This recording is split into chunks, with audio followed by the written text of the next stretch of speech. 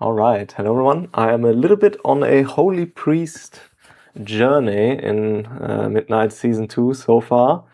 I enjoy the class a lot, and in this video I want to give a bit of an insight into a reasonably high-level dungeon in Ruby Life Pools on level 14, and sort of discuss the concepts associated with Holy Priest and also some of its problems, because I actually think this dungeon is arguably the most difficult for Holy Priest's toolkit because of the nature of the abilities you will encounter therein, especially the second part of the dungeon, where you have very high damage going on individual players with a big one-shot potential, which would require mitigations, which you do not have. And so first of all, looking at this HP bar movement, irrespective of Holy Priests, my previous enthusiasm for Blizzard's changes to that healing should be slower and so on is dampened a little bit, because this was extremely erratic, and you will see it in the next fights as well. So this is not a slow recovery of health bars. It's just an all over the place fiasco of health bars jumping around like crazy. Now it's a bit unfair to say that the change has generally failed, because I don't think it has. But Ruby Life Pools on a high level is one of the dungeons where that just didn't come out the way that it was intended, I don't think. And obviously it's also driven by Holy Priests, which also facilitate this very extensive jumping around of health bars, especially if the tank decides that it's a good idea to pull the other mob on here as well. So you can see that this becomes very dangerous very quickly. And we have already plannedly used our cooldowns on the first Primal Juggernaut and the second one, because I didn't expect that the tank would do this crazy pull of the barrage guy onto the Juggernaut. So yeah, essentially what you want to do as a Holy Priest then is cycle between your Holy Word Serenity, which will apply Renew to all of your teammates, and then it will also activate Benediction. So the idea is Serenity, Benediction, Serenity, Benediction for healing the AoE healing events. As you can see, I channel Divine Hymn and get my Guardian Spirit procced, so that also answers the question if you will live through a ground puddle. If channeling Divine Hymn, yes, you will, but it will drop you quite low. So the general idea for Holy Priest is cycling between Serenity and Benediction, and using any additional benedictions that become available from your Prayer of Mending procs. Most of the time, that will be enough. This healing rotation with cycling Serenity and Benediction is very, very powerful. You can see, okay, Serenity, Benediction, we have another Benediction, and we use another Serenity, now we have another Benediction ready. It's very powerful, and if the damage is not extremely high, you will not need to revert to spamming flash heals or benediction all the time to recover your Serenity procs. It's mostly not super necessary, but you can. And if the dungeon pushes you into having to do that, then you should absolutely spam flash heal all the time to recover your Serenity procs or charges, and therefore sort of return to a position where you have them available. As we navigated the first section of the dungeon, which is one of the most healing intensive and challenging dungeon sections in Season 2, I would say, especially for Holy Priests, which do not do very well with these erratic HP bar movements. You are much more suited to healing sort of abilities with a lower potential of one-shotting someone, because that is the main weakness of Holy Priest. It's your limited potential to counteract one-shots. As we fight here the first boss, it's a very uneventful boss. Essentially, you want to stack up for Hail Burst so that these puddles are in the same place, as I sort of get clipped there by the edge of the Hail Burst. Not the best idea. Now I'm hoping that I'm not getting hit again by the other Hail Burst when dropping out of my spirit. Luckily, as a Holy Priest, one of the main advantages is that you can simply die once in a blue moon and come back to life, although it still deducts from the dungeon timer. And then you have this Frost Overload cast going off, which is a healing check and a damage check as one. The longer the DPS take to damage off the shield of the boss, the longer you will have to heal, and the harder the healing will become because it amps up depending on how long the duration is. But generally, I would say Holy Priest is excellently suited for dealing with these kinds of damage events because your pure healing power is very, very high. I think in terms of dealing with those healing checks on the entire party, Holy Priest is probably one of the strongest healers that are currently available. And we see another one coming up here at 30%. She channels the whelps again. They will come here. You need to be careful of dispelling the tank so that he doesn't get stunned, which can be a little bit challenging. And we go into the next healing check. We have 2 charges of Serenity, so we are very well prepared here. Always put your prayers of mending in there as well. The ability should generally be used on cooldown. And without any real issue, we still have 1 charge of Serenity available at the end of it. Although we did use Apotheosis. Probably wasn't necessary to use it, and maybe I shouldn't have used it because the next section of the dungeon is quite difficult. But then I also figured that the boss will take some additional time until it is defeated. Generally speaking, Holy Priest's rotation is very straightforward, very potent, very satisfying, but also pretty straightforward. Essentially you have 3 buttons. You press Serenity for the big heal that applies Renew to all of your targets, which is important to your entire team, which is important because of the tier set.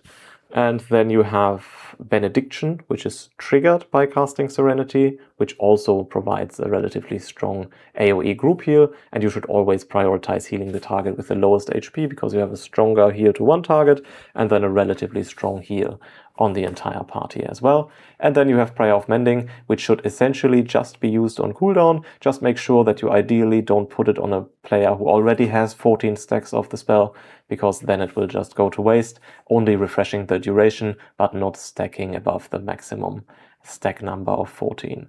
Now here on the DK, you can see the main challenge that Holy Priest is facing here, and also the reason why Holy Priests are not going to be meta healers, unfortunately, despite their great rotation, and it's great fun, and I'm going Holy Priest at the moment. But you can see, okay, this ticks, and then it explodes. And you cannot mitigate this damage as a Holy Priest. You have a Guardian Spirit, you can once in a blue moon, 3-minute cooldown, terribly long cooldown. Doesn't really make sense to me why it is that long. But once in a blue moon, you can save this target from dying. But other than that, you have to deal with this, without any additional help. And this becomes difficult when this debuff is layered on top of another AoE damage effect, for example, like the Inferno cast from the Blazebound Destroyer. So we have the Inferno going on here. At the moment, it's only Inferno. That's very easy for Holy Priest. Now we have it on the DK. He has anti-magic bubble, so it's not a big deal, but you can still see it becomes quite dangerous all the same. But if you have it on a player who is not using a defensive, then the main weakness of Holy Priests really reveals itself here.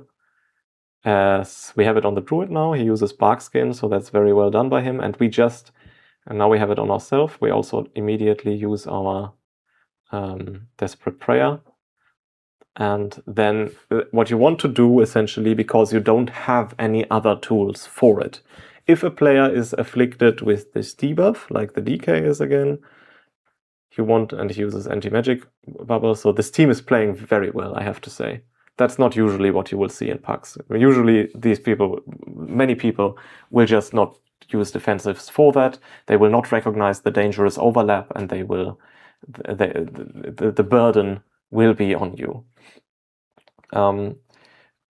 but essentially what I want to say is what you need to do is just spam flash heal, flash heal, flash heal, flash heal. Keep the target at 100% HP before the debuff runs out. You can also time a Serenity in the end, because although it's also good to recover the Serenity, to recover the target using the Serenity rather than chopping the target using Serenity. So you want to have the target at full HP when the debuff expires, so that the target will not get one-shot. And you do that by just spamming healing into the target for as long as the debuff persists, making sure that he or she is topped at the end of the debuff duration. So we have it on the DK again. Now we don't have, we have the Flame Gullet damage in addition as well, but he uses a defensive again. So yeah, very dangerous situations here for Holy Priests at the hands of this debuff. And this is something that also happens in a later stage of this dungeon as well, with other debuffs from the Thunderers or so. Now it's on me.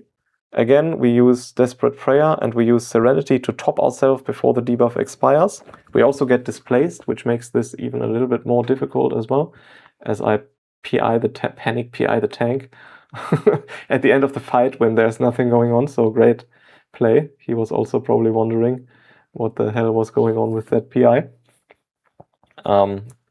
Yeah, so we progress here into the next area of the dungeon. And yeah, it's always, this Ruby Life Pools part is always a bit challenging. As we have it on the Druid, I give him Guardian Spirit. That probably wasn't necessary. I probably was afraid, my reasoning probably was that I was afraid of the Inferno. As it's on me again here, I use Serenity to top myself before it expires. Now it's on the Mage. Now we don't have Serenity. I probably would just want to spam heal on the Mage. Yeah, so Holy Priest gameplay overall is pretty erratic, I would say. It's not a relaxed healer by any stretch of the imagination. You can see it here on the DK. I just spam here, top him immediately before it expires. It's also a bit of a mad pull that we have multiple of those. Top myself before it expires. Yeah, okay. Decent. Yeah, so the Holy Priest, despite the perceived simplicity of its rotation, it's not a relaxing healer to play. And because of the challenges imposed upon the player piloting it, which come in the nature of a very quick reaction time and very quick decision making, it's also not necessarily an easy class to play, despite the simplicity of its rotation. It does become relatively easy if you're just healing some basic AoE damage, because for that it has a very, very strong toolkit. But as soon as you have to face these potential one-shot events, the weaknesses of the specialization really start to reveal themselves. Now, this area of the dungeon is otherwise rinse and repeat. You essentially have to fight this same challenge here over and over again, making sure that the players who are afflicted with the Living Bomb are topped off before the Living Bomb expires. And the Blazebound Destroyers, with their big AoE hit, with their Inferno hit, yeah, sort of deliver a lot of background healing requirements, as of course the Inferno still goes off here in the end. And I think we're dodging the Flame Dragon. If you are having to make a choice on dodging one of the dragons, it's always a good idea to dodge the Thunder Dragon and play the Flame Dragon, unless, maybe at a very high key level this will revert, because the Flame Dragon has a damage amp. If it doesn't die quickly enough, it will become progressively more dangerous as we pull the second boss of the dungeon, which is also pretty easy like the first one. And ideally, so what we want to do here is keep as much of the flame areas in the back of the room in the beginning. You can see ourselves having positioned ourselves here to bait the meteor, however it's called, to the side as well. Now we kill the ad, and then the tank should move the boss out a little bit so we can get behind it again to once again bait the meteor into a position that is not very dangerous to the progression of our group. You can see we baited here in the same corner as the first one, and then the next one will be an add again, which I think should be, I think the druid is in a good position for placing the add, and now we can also bait the meteors in the same corner once again. What you want to make sure with the baiting of the abilities definitely is that you do not accidentally push yourself into the direction that the Thunder Dragon is currently patrolling, and I think we fail that here. I think we do in the end accidentally navigate into this dungeon section, but I'm not 100% sure about that. So we have a boulder baited to the end. The person doing that actually did that significantly better than my positioning. My boulder would not have been terrible, but it also wouldn't have been great. As we spawn the next add, and here, okay, I thought, okay, I'm learning from this guy. Now I position myself here at the edge so that the boulder, someone else failed this here. Yeah, so this boulder is going in the wrong direction because this is the direction that we would want to run into or run toward. So yeah, that we should have done better. And now we still bait the boulder to our backside because this is the direction of the dragon, and we definitely don't want to go there. So ideally, the mage should go over there because this is the area that we want to close off. And I think I'm making the mistake here. I have to go behind the add now. If the boulder goes on me, we are closing the way to the safe side of the dungeon. And now we have to essentially move toward the lightning dragon, especially since this add now also explodes here.